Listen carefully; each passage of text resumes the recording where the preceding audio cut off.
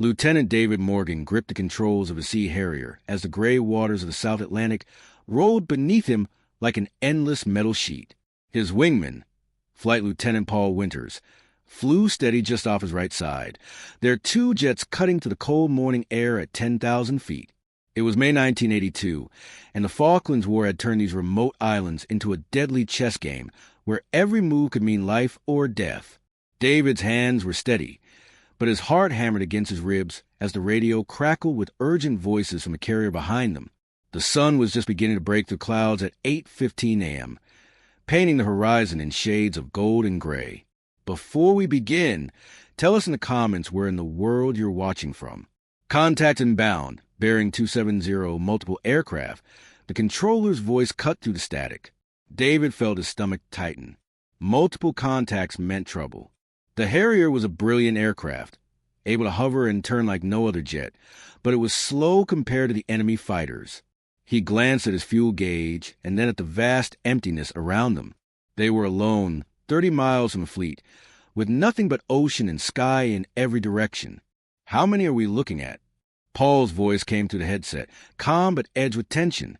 David could hear his friends breathing, quick and controlled. They had trained together for years, had shared countless missions, but nothing like this. Nothing where the numbers were so wrong. 6, possibly more. Identified as Skyhawks, the controller replied. David's blood ran cold. 6 against 2. The Argentine A.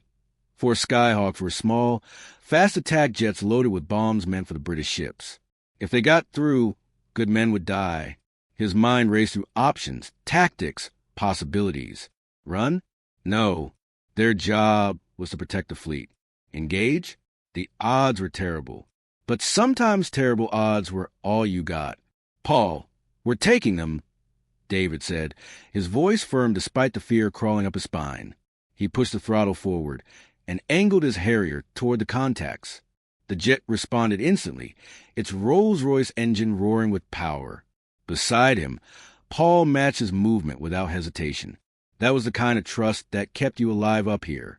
The Skyhawks appeared as dark specks against clouds, growing larger with each heartbeat. 6 of them, flying in 2 groups of 3, their wings heavy with ordnance. David could see the pilots now, faceless behind their canopies, men like him with families and dreams and fears. But right now they were the enemy, and he had a job to do. His finger hovered over the missile release as his targeting system locked onto the lead aircraft. Fox 2, he called out, launching his first Sidewinder missile. The weapon leaped from his wing in a trail of white smoke, spiraling toward the lead Skyhawk. The Argentine pilot saw it coming and broke hard left, but the missile was faster. It struck the Skyhawk's tail in a bright flash, and the aircraft tumbled from the sky, trailing black smoke. David felt no joy, only grim determination. The remaining Skyhawks scattered like startled birds, breaking formation and diving for the deck. Paul fired his own missile, missing narrowly as his target rolled and dropped. Now the fight became chaos. The Skyhawks were trying to get low, to use the ocean surface to hide from radar and missiles, but David and Paul followed them down. The altitude dropped rapidly. 5,000 feet, 3,000, 1,000. The gray water rushed up to meet them, so close that David could see the white foam of the waves. They're splitting up. Paul shouted. 3 Skyhawks broke right, heading for the fleet. 3 went left, trying to draw the Harriers away. It was a smart move, and David had to make an impossible choice in half a second. Split up and maybe get picked off alone, or chase one group and let the other through. Stay with me, we take the right group. David banked hard, his jet screaming in protest as he pulled heavy G-forces. His vision narrowed, blood draining from his head, but he held the turn. The Harriers might be slower, but they could turn tighter than anything in the sky. He pulled his jet around in a way that would have torn the wings off a normal aircraft, bringing his nose onto a Skyhawk that was desperately trying to escape. But then something happened that changed everything. The 3 Skyhawks on the left suddenly reversed course, climbing hard and fast. It was a trap. They had baited the Harriers down low, and now they were coming around for a shot. David's blood turned to ice as he realized they were exposed, vulnerable, with Skyhawks above and below. Paul, break left, break left. David screamed into the radio as he saw the sun glint off a canopy behind his wingman. Paul reacted instantly, throwing his Harrier into a violent turn. Cannon fire stitched through the air where he had been a second before, bright traces that seemed to move in slow motion. David's mind went crystal clear, the kind of clarity that only comes when death is close enough to touch. He did something desperate then, something they said was impossible in a jet. He stopped. The Harrier's unique vectoring nozzles allowed it to slow almost to a hover, and David used that ability now, pulling the thrust levers down and back. His jet decelerated so rapidly that the Skyhawk chasing Paul's shot passed him like a bullet, suddenly finding himself in front of the very predator he had been hunting. David didn't hesitate. His cannon roared for 2 seconds, and the Skyhawk exploded in a ball of orange flame. But there was no time to think, no time to react. Another Skyhawk was diving on him from above, and David was slow, vulnerable, hanging in the air like a target. He slammed the throttles forward and threw the sticks sideways, but he knew he wouldn't be fast enough. Then Paul was there, his Harrier screaming across David's canopy, so close that David could see his friend's face. Paul's last missile left his wing and flew true, slamming into the diving Skyhawk and tearing it apart.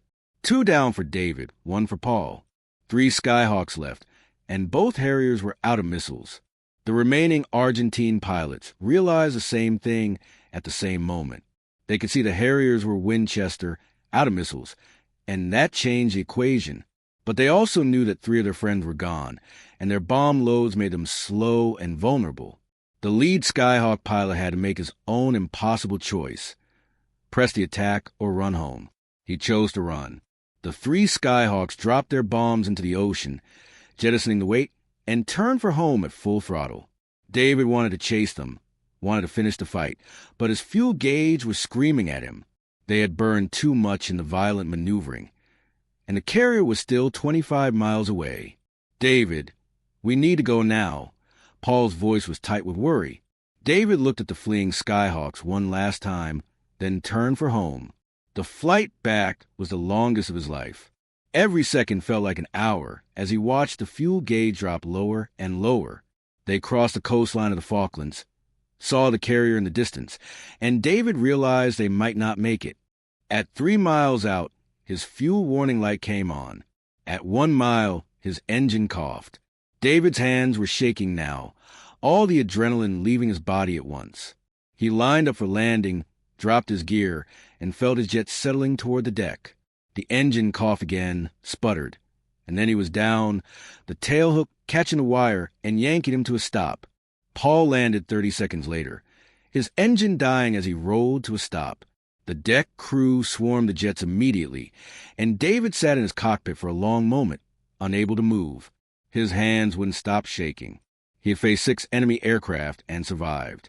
3 kills between them, 3 more driven off, and the fleet was safe. When he finally climbed down from his aircraft, Paul was waiting for him. They didn't say anything, just gripped each other's shoulders hard enough to hurt. Words weren't necessary. They had flown into impossible odds and come back alive. And somewhere over that cold gray ocean, they had found something that people called a miracle. David looked up at the sky, at the clouds rolling in from the south, and felt grateful for every breath. Tomorrow they would fly again, but tonight they were alive, and that was enough.